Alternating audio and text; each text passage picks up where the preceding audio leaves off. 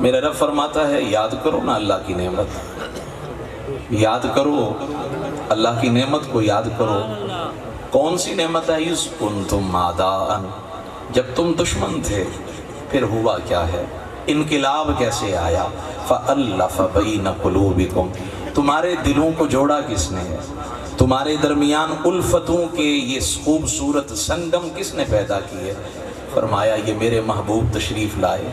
تم تو دشمن تھے، تم تو ایک دوسرے کی جان کے در پہ تھے، تم تو صدیوں سے لڑ رہے تھے، ایک دوسرے کے گلے کاٹ رہے تھے، پھر محبوب نے پتہ نہیں کون سا شربت محبت پلایا، کون سی تربیت فرمائی۔ یہاں تو قتل ہو جائے تو پھر سالوں تک ایک دوسرے کی جانیں ہی لی جاتی ہیں، وہاں تو صدیوں سے خون ریزی تھی، قتل و غارت گیری تھی۔ محبوب تشریف لائے، سونے انداز میں تربیت فرمائی، ایک ایک کو سمجھایا ہے، اور پھر ایسا رنگ چڑھا ہے قرآن اس ساری تاریخ کا منظرنامہ بیان کرتا ہے۔ نتیجہ کیا نکلا؟ فَأَصْبَحْتُمْ، ان کی تربیت کے بعد، ان کے سمجھانے کے بعد، فَأَصْبَحْتُمْ، تم نے صبح اس طرح کی، فَأَصْبَحْتُمْ بِنِعْمَتِهِ إِخْوَانًا، تم ایک دوسرے کے بھائی بن گئے۔ وَكُنْتُمْ عَلَى شَفَا حُفْرَةٍ مِّنَ النَّارِ، تم تو جہنم کے کنارے پہ کھڑے تھے، پھر کیا ہوا؟ فَأَنْقَذَكُمْ مِنْهَا، تمہیں جہنم سے بچا لیا گیا۔ یہ میرے محبوب کی تربیت کا انداز تھا، جس نے ایک ایک کو پکڑ کر سینے سے بھی لگایا اور امت کا رہنما بھی بنایا، امت کا رہنما بھی بنایا۔ یہ میرے حضور کا رنگ تبلیغ ہے، یہ میرے محبوب کا انداز تبلیغ ہے۔ اور مجھے بات یاد آ رہی ہے، بڑی خوبصورت بات ہے، آپ کی توجہ ہونی چاہیے، سبحان اللہ اونچی آواز سے، بڑی خوبصورت بات ہے۔ اچھا آج نا بہت سارے لوگ نا پڑھے لکھے ہو کر بھی تجاہل عارفانہ سے کام لیتے ہیں۔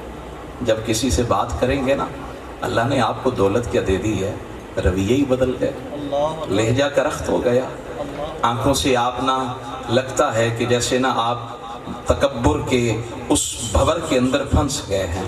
کوئی ٹوٹے ہوئے لہجے والا، کوئی غریب آ جائے، پھٹے پرانے لباس والا کوئی آ جائے نا، تو پتہ کیا ہوتا ہے؟ میری طرف دیکھیے گا، چہرہ کسی اور کی طرف، بات اس سے کر رہے ہیں، وہ ٹوٹ جاتا ہے، وہ کہتا ہے ٹھیک ہے میرے پاس دولت نہیں ہے، یار تم میرے ساتھ سیدھے منہ بات کرنے کے لیے بھی تیار نہیں ہو، وہ درد سنانے آیا ہے، وہ کہتا ہے یار میرا دکھڑا ہی سن لو، میری بات ہی سن لو۔ میں نے علامہ نبہانی کو پڑھا، عرب کے بہت بڑے عالم گزرے ہیں جو حضور کے مواجہ شریف کے سامنے نہیں جاتے تھے۔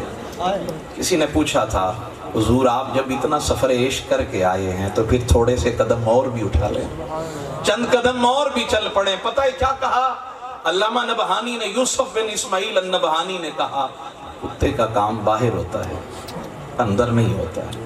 مجھے ڈر لگتا ہے میں سامنا بھی کروں گا تو کیسے کروں، اور اگر پوچھ لیا گیا لائق کیا ہو تو کیا کہوں گا؟ میرا چہرہ ہے اس قابل کہ میں لے کر جاؤں حضور کی بارگاہ میں؟ یہاں تو بدن کا رواں رواں کانپ رہا ہے اور تو سیلفیاں بنانے پہ چلا گیا، تو سیلفیاں بنا رہا ہے، تجھے پتہ ہی نہیں ہے میں امام الانبیاء کی بارگاہ میں کھڑا ہوں، میں رحمت عالم کی بارگاہ میں کھڑا ہوں۔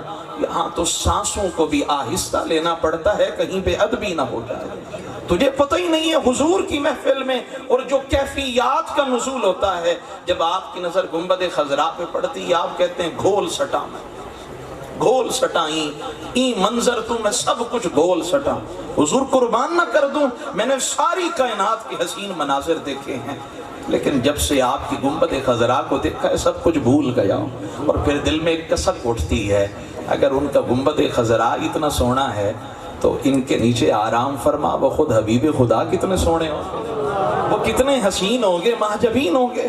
تو میں عرض کر رہا ہوں آج لوگوں کو نا بات کرنے کا سلیقہ نہیں آتا ہے، لوگ بات بھی کرتے ہیں تو کرخت لہجوں میں بات کرتے ہیں، اور بعض دفعہ نا ایسا جملہ بول دیتے ہیں بندہ نا گھر جا کر چارپائی پہ لیٹ کر نا روتے ہوئے سوچتا ہے یار اس نے یہ جملہ کہہ کیسے دیا، اس نے تو میری ساری عزت کو مٹی میں ملا دیا۔